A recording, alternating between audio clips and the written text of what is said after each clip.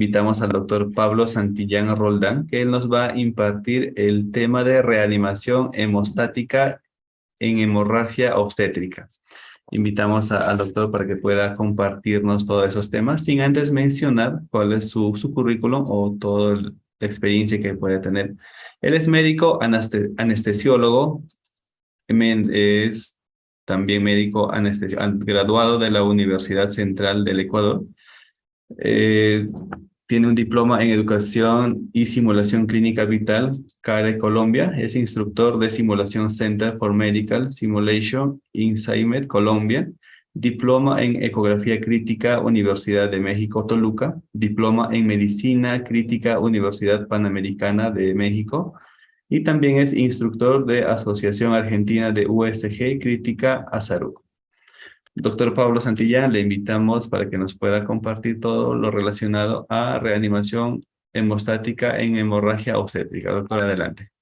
Muchas gracias, un buen día a todos, un abrazo fraterno desde Ecuador y para mí siempre es un gusto y un honor estar compartiendo con ustedes un poco del nuevo manejo de estas nuevas tendencias del uso de prohemostáticos específicamente en pacientes obstétricas. No tengo ningún conflicto de intereses y estos son los 5 puntos que vamos a hablar en los próximos 35 minutos. Y es importante saber que a pesar de que nosotros tenemos pues un manejo mucho más avanzado en cuanto a líquidos, en cuanto a premostáticos y en cuanto a medicación, siguen falleciendo 830 mujeres cada día y generalmente se presentan en lo que se conocía antes como países en desarrollo, que en la actualidad el término es países de bajos ingresos y definitivamente está relacionada a la falta de atención especializada en cada uno de los hospitales o en los centros de salud en los cuales se presentan esta patología. Desde el año 1990, alrededor del 44% de estas muertes están definidas en estas 4 causas que son la hemorragia, los trastornos hipertensivos, la sepsis y las enfermedades tromboembólicas, específicamente la embolia pulmonar en este grupo poblacional. Miren ustedes cómo esta clasificación del Index Mundi determina que prácticamente Ecuador, Perú, Colombia están dentro del 5º grupo, donde se presenta una mortalidad de 397 a 741 paternas por cada 100,000 nacidos vivos. Realmente es alta la producción y la mortalidad en estos grupos. Pero ¿por qué seguimos con esta alta mortalidad materna si nosotros sabemos manejar mejor los uterotónicos, los premostáticos, los líquidos? Los ginecólogos nos ayudan de una gran manera con el manejo de técnicas tanto de compresivas quirúrgicas y de desarterización que determinan una disminución importante del flujo sanguíneo, pues definitivamente los cambios fisioadaptativos del embarazo determinan que hacia el final del embarazo este flujo de las arterias uterinas que bordeaba entre 60 a 70 ml por minuto aumente hasta 700 e incluso 900 ml por minuto, llevándose más del 15% del gasto cardíaco. Y como todos sabemos, el sistema uterino, al no tener una autorregulación, es un sistema de alto flujo y de baja resistencia que por no tener autorregulación depende específicamente de la tensión arterial media y es uno de los puntos que nosotros debemos medir como target para la reanimación adecuada de estos pacientes. Otro de los puntos importantes es que definitivamente la medición de la estimación visual es muy paradójica, tomando en cuenta que en la actualidad no hay todavía un consenso que determine los valores reales de cada uno de los insumos, ya sea gasas, compresas o los manteles quirúrgicos, que determine una concentración específica de sangre o una cantidad específica de sangre. De hecho, en el año 2019, el grupo del Colegio Americano de Ginecología y Obstetricia determinó mucha subestimación del sangrado tanto en altos y bajos, con una diferencia de alrededor del 30% cuando nosotros utilizamos este tipo de métodos como la estimación visual del sangrado. Es por eso que ellos nos recomiendan métodos cuantitativos, específicamente la gravimetría, como pueden ver ustedes en la diapositiva, es decir, pesar cada uno de estos componentes quirúrgicos que utilizamos en las pacientes durante la cesárea o el parto, con el objetivo de tener un valor mucho más real y mucho más acorde a lo que los pacientes pierden. Sin embargo, en países de altos ingresos hay estas plataformas como el Tritón, que es una plataforma por medio de características Gauss determina no solo la cantidad de hemoglobina y la cantidad en cc que pierden los pacientes, sino también nos permite pues saber exactamente la medición por medio de los códigos QR de las concentrinas y determinar la cantidad de sangre y la cantidad de hemoglobina que pierden estos pacientes por medio de las técnicas colorimétricas, que son las técnicas que deberíamos utilizar en la actualidad. Todos sabemos que las pacientes obstétricas, al tener cambios fisioadaptativos, determinan un retraso en el cambio de las variables macrohemodinámicas como presión arterial, frecuencia cardíaca, presión de pulso, gasto urinario, y se necesita una pérdida de alrededor de 1.500 a 2.000 ml, es decir, un grado 3 de choque, para que la paciente recién presente alteraciones a nivel de estas variables macrohemodinámicas. Recuerden que hacia el final del embarazo, la paciente gestante está ligeramente taquicárdica, ligeramente hipotensa, y esto confunde mucho el diagnóstico de muchas patologías, en este caso de la hemorragia obstétrica, que como ustedes pueden ver, se necesita alrededor de 1.500 a 2.000 ml de pérdida para que la paciente recién presente alteraciones macrohemodinámicas en los parámetros que anteriormente mencioné. Otro punto fundamental es que la hemorragia está catalogada dentro de lo que se conoce en la actualidad como la hora dorada, es decir, que mientras más rápido nosotros tengamos el diagnóstico y el inicio de tratamiento dentro de la primera hora, mejor sobrevida van a tener los pacientes. Y esto es fundamental tomando en cuenta los escenarios en los cuales hacia los primeros 30 minutos el sistema nervioso simpático determina una distribución del flujo hacia la zona centrípeta y obviamente una compensación del estado de choque que presenta la paciente. Pero posterior a los 30 minutos, el sistema nervioso parasimpático redistribuye este flujo hacia la zona periférica y es donde se determina un proceso a lo que nosotros conocemos como coagulopatía intravascular diseminada, que es generalmente la causa de muerte en este grupo poblacional. Hay que recordar que en escenarios de bajos recursos en los que prácticamente nos desarrollamos la mayoría de médicos en países de bajos y medianos ingresos como los nuestros, hay que saber cómo determinar ventanas macroscópicas de choque y dentro de esto, las tres ventanas más importantes, la primera, la ventana neurológica con cualquier alteración del estado mental en la paciente obstétrica. En segundo lugar, la ventana renal con uresis menores a 0.5 ml por kilo por hora. Y por último, la ventana cutánea con un llenado capilar por encima de 4 segundos en las pacientes obstétricas, que está muy relacionado con la escala de Mottling, esta escala que determina que mientras más lejos del moteado esté de la rótula, determinaría una escala de mayor severidad, determinando prácticamente en la escala número 5 una extrapolación a un 100% de mortalidad. Otro de los puntos importantes en escenarios de bajos recursos es el índice de choque, que consiste en la división de la frecuencia cardíaca para la tensión arterial sistólica. Miren ustedes cómo basándose en el índice de choque y en la cantidad de pérdida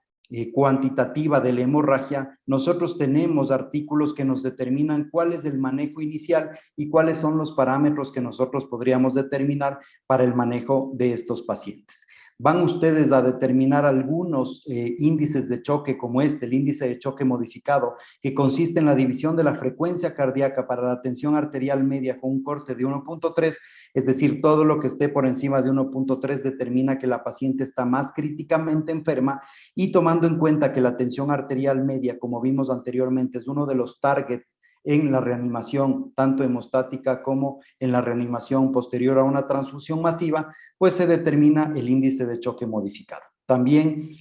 como podemos ver, el índice de choque en este caso tiene una sensibilidad y especificidad mucho mayor que cada uno de los parámetros de la macrohemodinamia si los comparamos por separado. Es decir, que el índice de choque tiene mayor sensibilidad para protocolo de transfusión masiva, procedimientos invasivos de ingreso a terapia intensiva en relación a la presión arterial sistólica sola, a la presión arterial diastólica sola o a la presión o a la frecuencia cardíaca. Es decir, que el índice de choque en escenarios de bajos recursos es una ayuda bastante importante. Miren ustedes cómo en las pacientes obstétricas se ha determinado ciertos valores y dentro de estos el corte de 0.9 como límite en la población gestante y por encima de eso valores, por ejemplo, superiores a 1.7 determinan un aumento en la incidencia de eventos adversos y de resultados adversos en estos grupos poblacionales y obviamente cuando supera de 1.4 la necesidad de trasladar a la paciente a sitios de mayores recursos con el objetivo de tener diferentes terapias para el manejo de este grupo poblacional.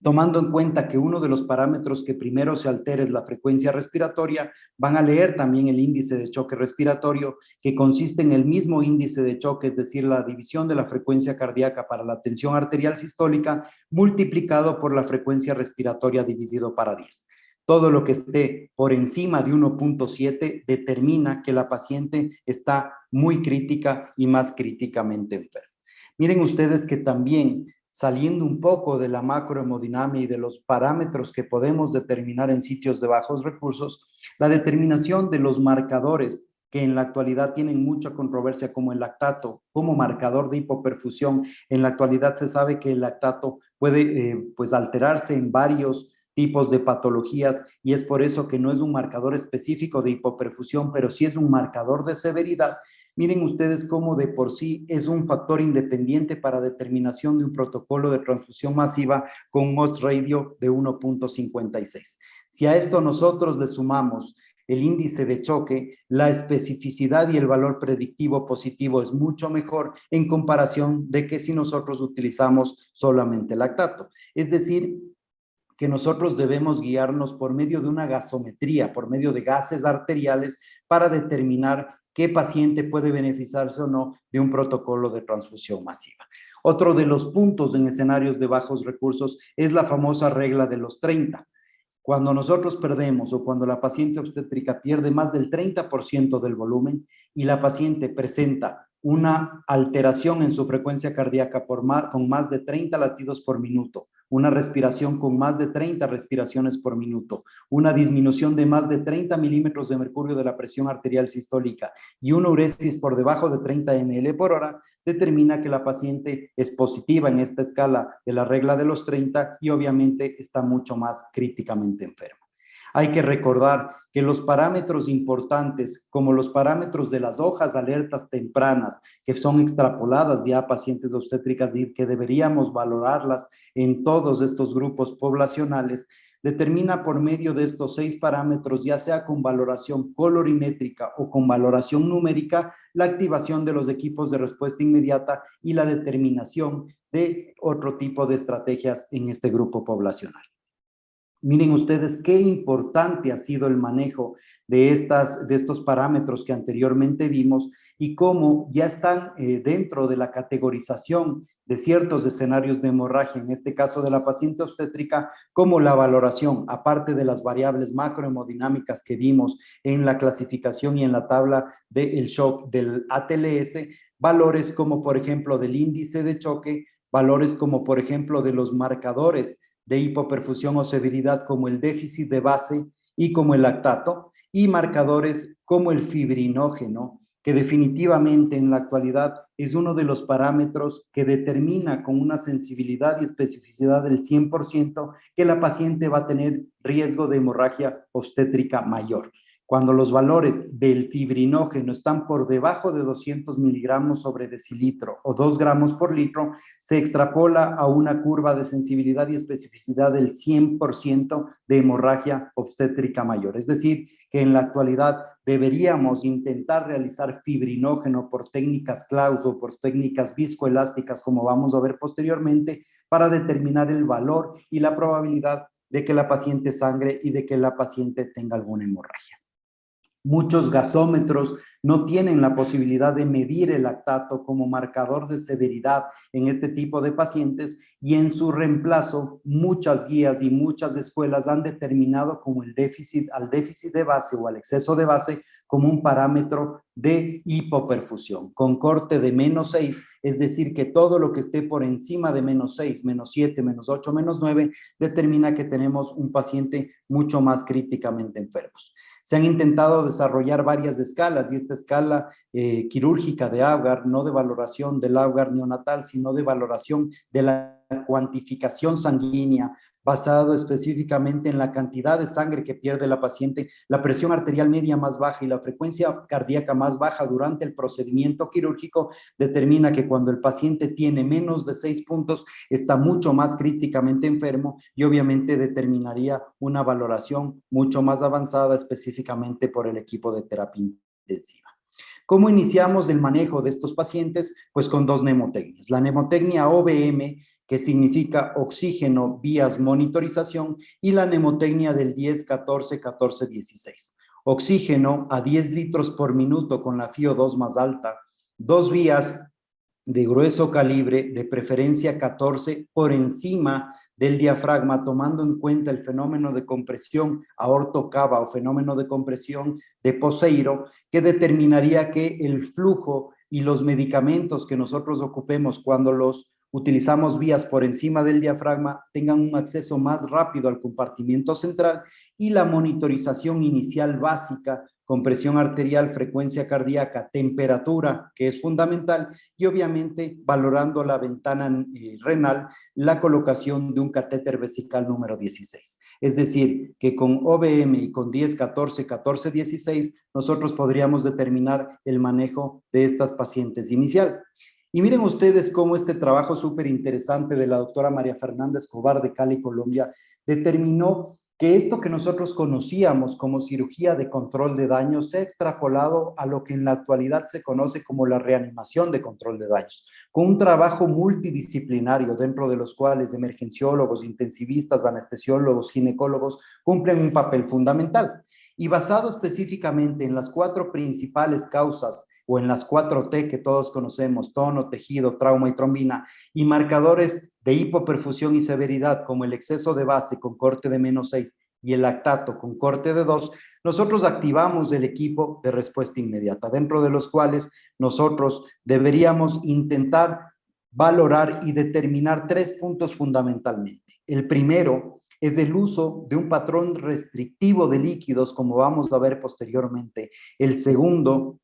es un manejo de sustancias prohemostáticas, que también las vamos a ver uno por uno y qué evidencia tienen en este grupo poblacional. Y el tercero, uno bastante importante, es el manejo de la hipotensión permisiva, que nosotros debemos realizar con valores de presión arterial media entre 55 y 60 hasta que los ginecólogos logren controlar quirúrgicamente el sangrado. El momento en el que el ginecólogo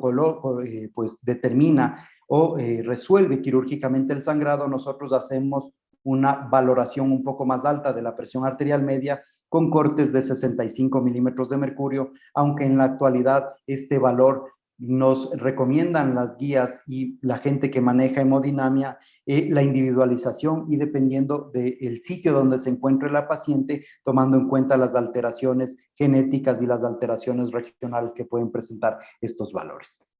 Otra de las técnicas importantes que está determinada como parte del manejo multidisciplinario es la compresión aórtica externa, ya sea a una mano o a doble mano, una técnica proximal o una técnica distal. El objetivo es que nosotros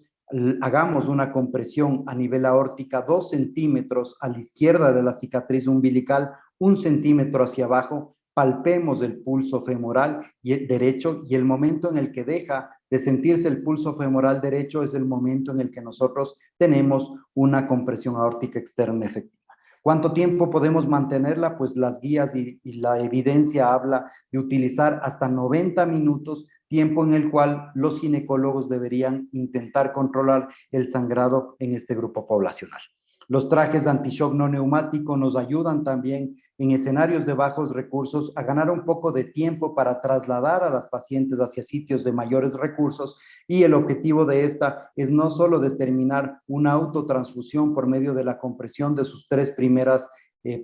porciones, sino también en su 5ª porción el balón aórtico que determina una compresión aórtica externa. El REBOA, que es el catéter de resucitación aórtico, pues que en mi país se lo ha colocado y se lo está colocando muy poco realmente, porque son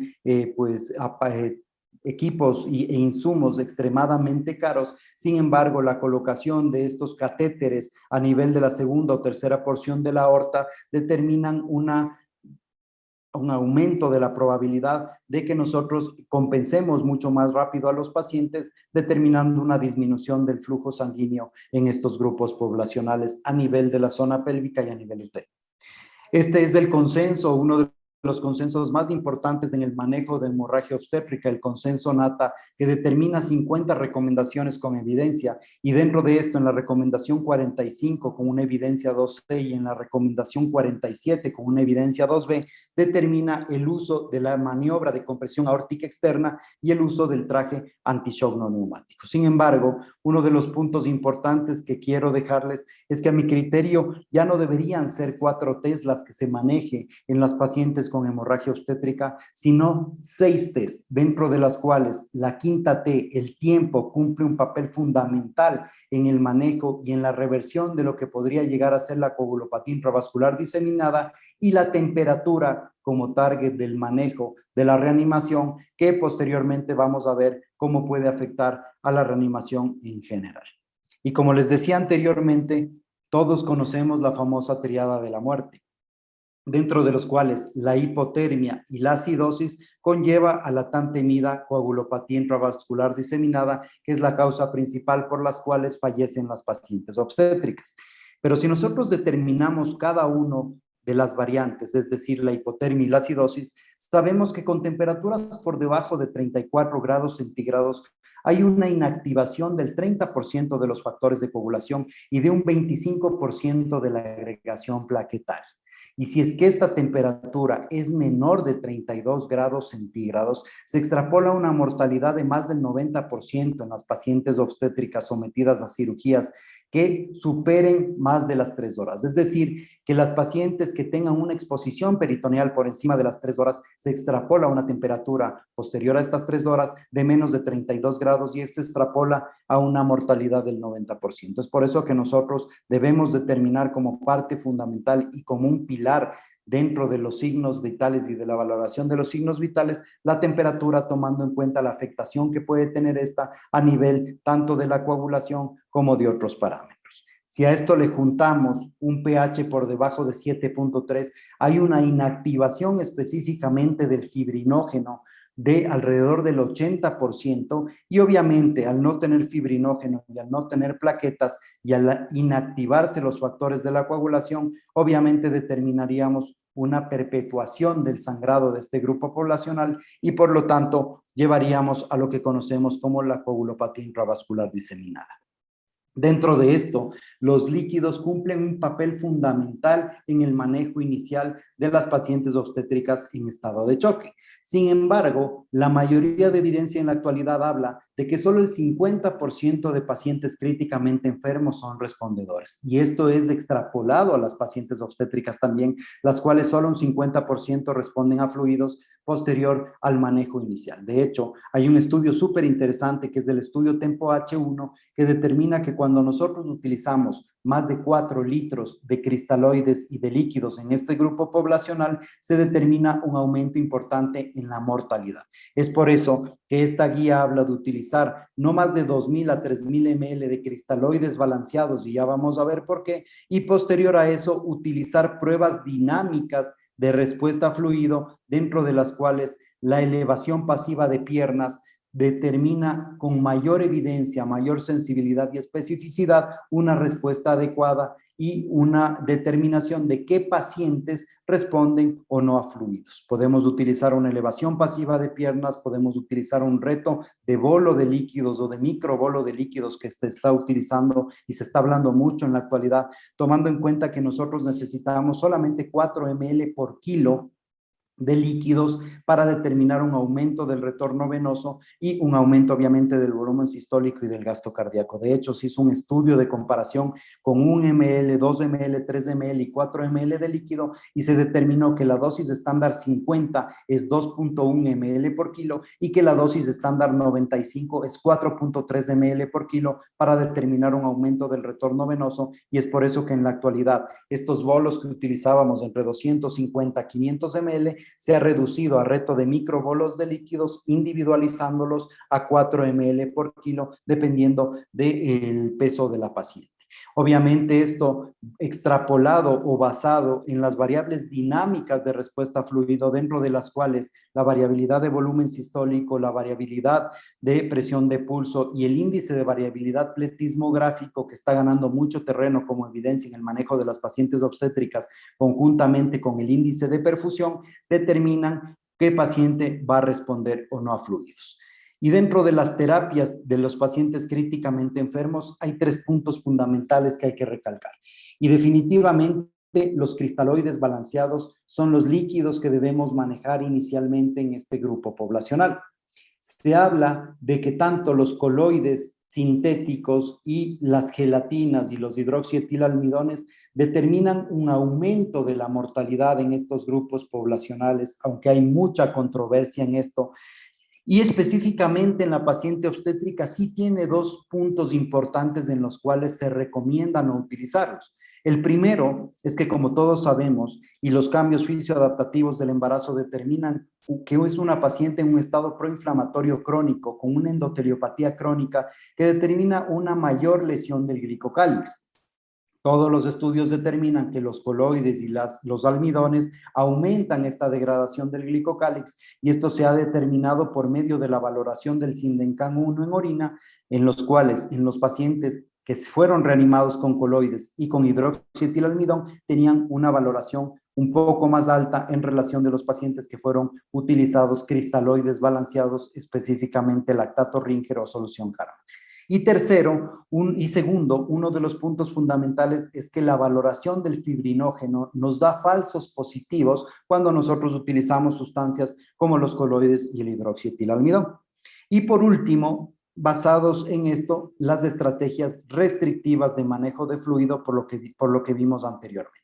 Y uno de los puntos importantes que quiero que ustedes analicen es el por qué utilizar los cristaloides balanceados, específicamente versus sustancias que se conocían como fisiológicas, como la solución salina. Porque miren ustedes el pH de cada solución. Tomando en cuenta un pH de 5, una osmolaridad mucho mayor a la de la paciente obstétrica y una concentración de cloro específicamente elevada en este grupo poblacional, pues obviamente determina que la acidosis hiperclorémica en este grupo poblacional sea mucho mayor. En comparación con soluciones cristaloideas balanceadas, como por ejemplo el Harman, que tiene un pH entre 5 y 7, y el lactato Ringer con un pH de 6.5, y obviamente una osmolaridad mucho más similar a la de la paciente obstétrica, tomando en cuenta los cambios fisioadaptativos, determinaría que la respuesta a cristaloides balanceados, específicamente Harman o lactato Ringer, tengan una mejor sobrevida en este grupo poblacional. Hay una solución en la actualidad que se está estudiando mucho, que es el Plasmalide A, que como ustedes pueden ver es muy similar a los cambios fisioadaptativos del embarazo hacia el final del tercer trimestre, que la paciente obstétrica tiene valores de pH de 7.4, y obviamente la osmolaridad conjuntamente con el contenido de electrolitos es muy similar a la de este grupo poblacional.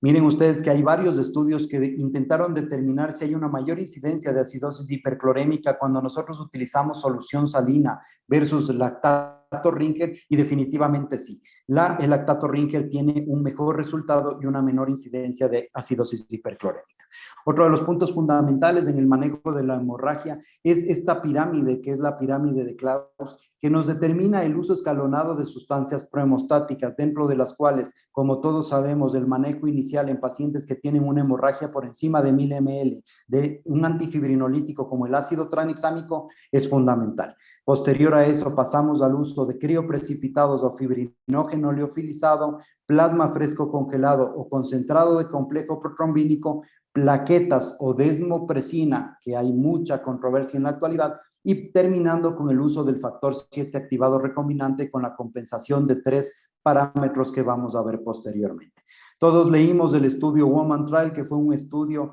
un clinical trial en más de 20,000 pacientes, que determinó que el uso del ácido tranexámico disminuye la mortalidad en este grupo poblacional y disminuye la incidencia de relaparotomía en estos grupos poblacionales. Tan importante fue el impacto del ácido tranexámico, que fue una recomendación global en el año 2017, determinando que no debe ser utilizado sino hasta las primeras 3 horas posterior al inicio del sangrado, con una dosis de 1 gramo de manera inicial en 10 ml a razón de 1 ml por minuto, es decir, 1 gramo en 10 minutos, y repetir la dosis si es que nosotros permanecemos con un sangrado posterior a los primeros 30 minutos. ¿Y por qué en las primeras 3 horas? Porque definitivamente el no usar de una manera inicial rápida el ácido tranexámico, la efectividad cada 15 minutos disminuye en un 10%, teniendo prácticamente una efectividad de 0 posterior a la tercera hora de no haberlo utilizado. Hay mucha controversia entre si utilizar el ácido tranexámico de manera profiláctica, y miren ustedes cómo el estudio TRAB-1 determinó en todos sus resultados duros, es decir, ingreso a terapia intensiva, transfusión sanguínea o disminución de la cantidad de hemoglobina, que no tiene una diferencia estadísticamente significativa, y por lo tanto las guías no recomiendan el uso del ácido tranexámico de una manera profiláctica en el parto. Y este mismo grupo hizo un estudio posterior, el cual determinó el mismo resultado en las pacientes de cesárea. Es decir, que los resultados duros que nosotros desconocemos no fueron diferentes de estadísticamente significativo para el uso profiláctico de ácido tranexámico tanto en parto como en cesárea. Sin embargo, los metaanálisis que nosotros encontramos, sabemos que en la actualidad todas las guías y toda la evidencia determina que el ácido tranexámico en la paciente que presenta hemorragia es realmente efectivo. Otro de los parámetros que generalmente se altera de una manera inicial es el fibrinógeno. Y miren ustedes cómo conforme aumenta la cantidad de sangrado, los valores de fibrinógeno disminuyen de una manera estadísticamente significativa. Es por eso que estos estudios determinaron la probabilidad de 100% de sangrado cuando la paciente obstétrica tenía menos de 2 gramos por litro de fibrinógeno. Se ha intentado determinar si el fibrinógeno por medio de crioprecipitados o fibrinógeno liofilizado tiene alguna ventaja, y este estudio, que fue el estudio más grande del doctor Malaya, determinó que cuando nosotros utilizamos un protocolo de un paquete globular por un plasma fresco congelado versus un paquete globular por un paquete, vial de fibrinógeno liofilizado, disminuye la transfusión sanguínea en alrededor de 1.5 a 2 paquetes globulares, y tenemos menos efectos secundarios como TACO, TRALI y lo que conocemos en la actualidad como la reacción inmunológica de la transfusión o el famoso TRI. También el síndrome de Shine, que es uno de los síndromes que se está estudiando mucho por la mala reanimación que estamos haciendo en nuestros pacientes. Uno de los puntos importantes es determinar qué cantidad de fibrinógeno tiene cada uno de los hemocomponentes que utilizamos en la reanimación y en los protocolos de transfusión masiva. Miren cómo en el plasma fresco congelado la cantidad de fibrinógeno es extremadamente baja, sin embargo en el crío precipitado es alta, y es el hemocomponente que debemos utilizar para hacer una reanimación de fibrinógeno de manera inicial. Sin embargo, en los fibrinógenos liofilizados, que pues hay muchas marcas en la actualidad, la concentración de fibrinógeno es tan alta que determina una reversión mucho más rápida del fibrinógeno y de los valores de fibrinógeno, sin los efectos secundarios que podrían determinar específicamente a nivel infeccioso, tomando en cuenta que estos son hemoderivados que son pasteurizados y que obviamente determinan no solo que puedan ser utilizados en la cabecera del paciente, tomando en cuenta el tiempo que nosotros debemos descongelar los crioprecipitados, sino que también en la actualidad y posterior a la pandemia, pues tuvimos una grave crisis en cuanto al despacho de hemocomponentes, no solo de sangre, sino también de plasmas crioprecipitados y especialmente plaquetas. Por lo tanto, este tipo de sustancias como los premostáticos nos pueden ayudar de una manera bastante importante. Otro de los premostáticos que se puede utilizar es el concentrado de complejo trombínico, que tiene entre 8 a 10 veces más concentraciones de factores de coagulación en relación al plasma, y que generalmente se los utiliza en los pacientes que han venido utilizando de manera constante el uso de antagonistas de la vitamina K. La dosis de 20 a 30 unidades por kilogramo, y en su recomendación 37, las guías NATA los hablan como una recomendación con evidencia 1.0.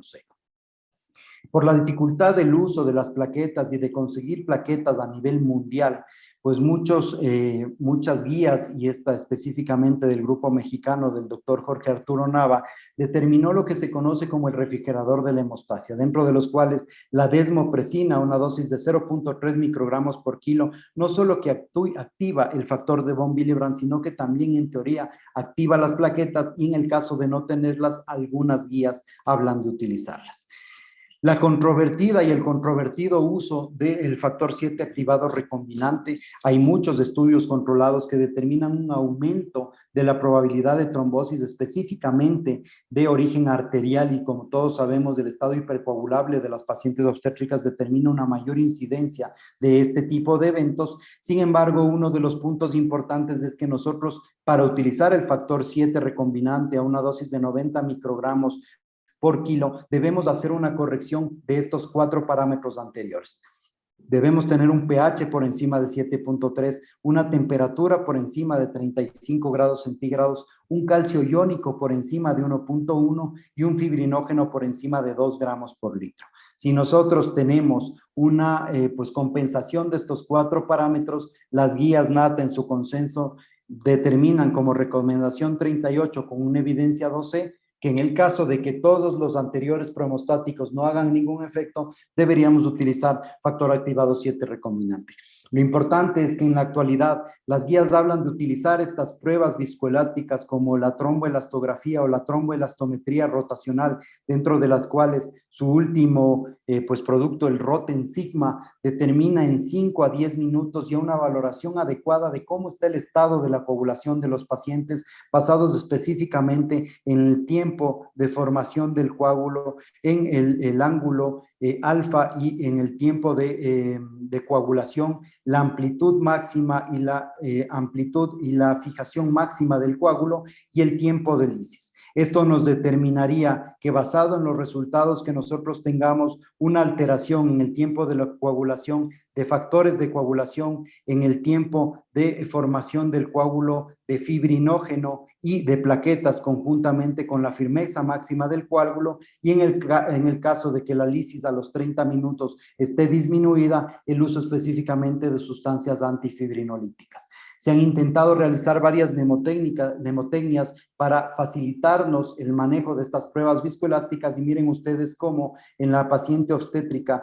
debería ser un tenograma o una formación del coágulo como una copa de brandy, y obviamente cuando nosotros tenemos alteraciones basados en las copas, utilizaríamos cada uno de los hemocomponentes o hemoderivados que las guías nos recomiendan. Muchas en la actualidad de estas guías recomiendan, basados específicamente en el FIBTEN, que es la valoración del fibrinógeno, y en el EXTEN y en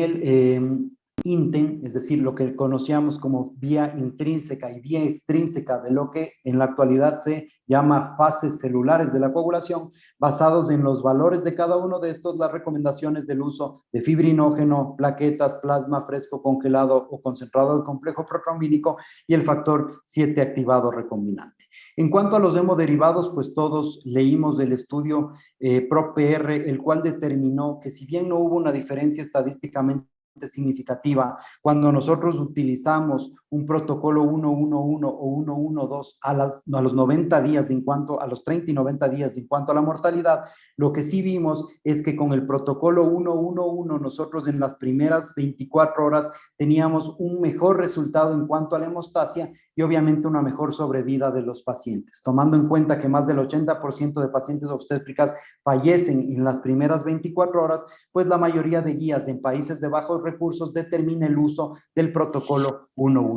Sin embargo, en la actualidad hay muchas guías, como estas guías Queensland, que se basan específicamente en los protocolos de pruebas viscoelásticas como el Roten y el TEC, y recomiendan el uso de mnemotecnias como el 221. Lo importante es que ustedes deben ver que, así utilicen técnicas 111 o 211, los targets son los mismos. Es decir, que nosotros debemos manejar temperaturas por encima de 35 grados centígrados posterior a los protocolos de transfusión masiva, pHs por encima de 7.2, con valores de marcadores de severidad y de hipoperfusión, en este caso el exceso de base que sea siempre mayor de -6, es decir, -5, -4, -3, un lactato que esté por debajo de 4 milimoles por litro, el calcio iónico fundamental para la coagulación y la activación de la coagulación que esté por encima de 1.1 milimoles por litro, plaquetas que estén por encima de 50.000, los tiempos de coagulación que no estén el doble de lo normal y el fibrinógeno que esté siempre por encima de 2 gramos por litro. Ya sea con protocolo 111 o 112 como este del grupo neozelandés y australiano, miren ustedes que prácticamente los targets son los mismos y es lo que debemos recomendar conjuntamente con el uso de sustancias prohemostáticas, en este caso el factor 7 activado recombinante cuando ya no tengamos resolución, tanto con técnicas quirúrgicas como prohemostáticas previas y las técnicas de salvadores celulares que determinan un mejor resultado en este grupo poblacional. Miren ustedes cómo el grupo colaborativo californiano también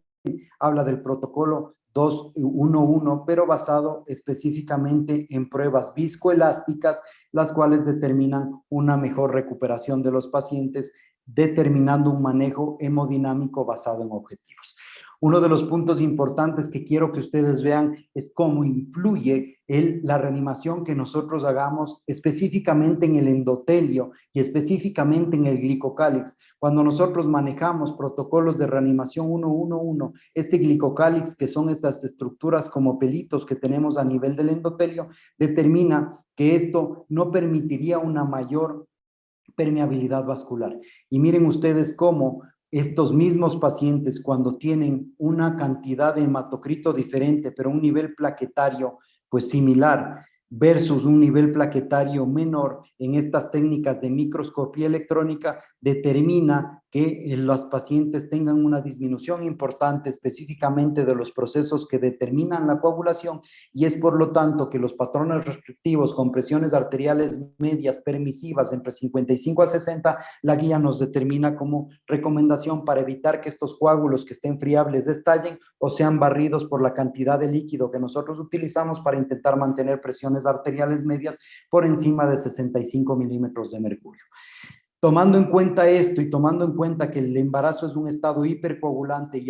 y que al haber una hemorragia obstétrica, el riesgo de tromboembolismo y trombosis venosa profunda aumenta 5 veces más y que al tener un solo paquete globular transfundido, esta aumenta en 20 veces más, lo que nos recomiendan es posterior al manejo y al control de la hemorragia, el uso de técnicas de profilaxis o de tromboprofilaxis, ya sean mecánicas como los mecanismos secuenciales intermitentes y o farmacológicas como las heparinas de bajo peso molecular con el objetivo de disminuir el riesgo de esta trombosis. Esta es la última recomendación del consenso NATA, la recomendación 50 con una evidencia 1B. Algo que es fundamental también es que nosotros debemos realizar escenarios de simulación al menos cada 6 meses con el objetivo de entrenar nuestro ojo en el caso de que vayamos a hacer estimaciones visuales análogas con el objetivo de tener una mejor respuesta inicial y un tratamiento mucho más rápido para que no tengamos estos problemas el momento en el que queramos valorar independiente de del tipo de especialidad que tengamos la cantidad de sangrado que nosotros presentamos en nuestros pacientes.